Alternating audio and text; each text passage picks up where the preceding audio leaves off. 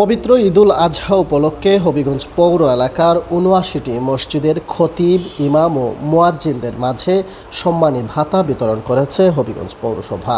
এ উপলক্ষে সোমবার বিকেলে পৌর টাউন হলে মেয়র আতাউর রহমান সেলিমের সভাপতিত্বে এক আলোচনা সভা অনুষ্ঠিত হয়। এতে প্রধান অতিথি ছিলেন হবিগঞ্জ ৩ আসনের সংসদ সদস্য অ্যাডভোকেট মোহাম্মদ আবু জাহির। মেয়র আতাউর রহমান সেলিম বলেন, প্রতি জুম্মার নামাজের কুতবায় যেখানে সেখানে ময়লা না ফেলে পৌরসভার গাড়িতে ও নির্দিষ্ট স্থানে ময়লা ফেলার জন্য বয়ান রাখা উচিত। এতে মানুষজন সচেতন হবে। ২৫০ টাকা করে আপনাদের সম্মানী ভাতা আছে। এখানে পৌরসভা হয়তো মাসে মাসে সপ্তাহে সপ্তাহে আপনাদেরকে ভাতা না দিতে পারলেও পৌরসভা তো আপনাদেরকে ঈদের আনন্দটা ভাগাভাগি করার উদ্যোগ নেয়। এদিকে দুপুরে জাতীয় দৃষ্টি প্রতিবন্ধী সংস্থা হবিগঞ্জ জেলা শাখার উদ্যোগে হবিগঞ্জ জেলা প্রশাসনের পক্ষ থেকে ১০০ দৃষ্টি প্রতিবন্ধীর মাঝে ১০ কেজি করে চাল ও দুপুরের খাবার বিতরণ করা হয়। এতে প্রধান অতিথি ছিলেন অতিরিক্ত জেলা প্রশাসক খালিদ হাসান।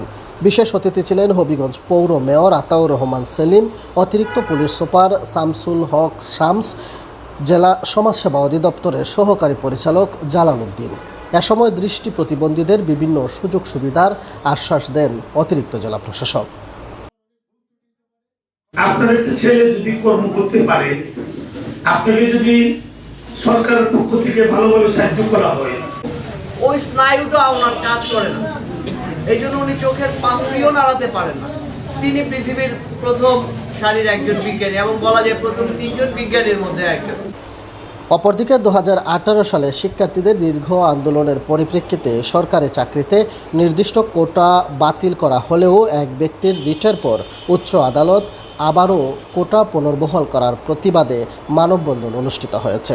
সকালে হবিগঞ্জ বৃন্দাবন সরকারি কলেজের বৈশাখী মঞ্চে একদল শিক্ষার্থী এই মানববন্ধনের আয়োজন করেন। সংক্ষিপ্ত বক্তব্যে শিক্ষার্থীরা বিভিন্ন যুক্তি তুলে ধরে সরকারি চাকরিতে কোটা বাতিলের দাবি জানান। স্বাধীন বাংলাদেশে কোটা নামক এক বৈষম্যের শিকার আমরা সাধারণ শিক্ষার্থীগণ। এই বৈষম্য দূরীকরণের জন্য আমরা সাধারণ শিক্ষার্থীগণ ঐক্যবদ্ধভাবে প্রতিবাদ করতে হবে।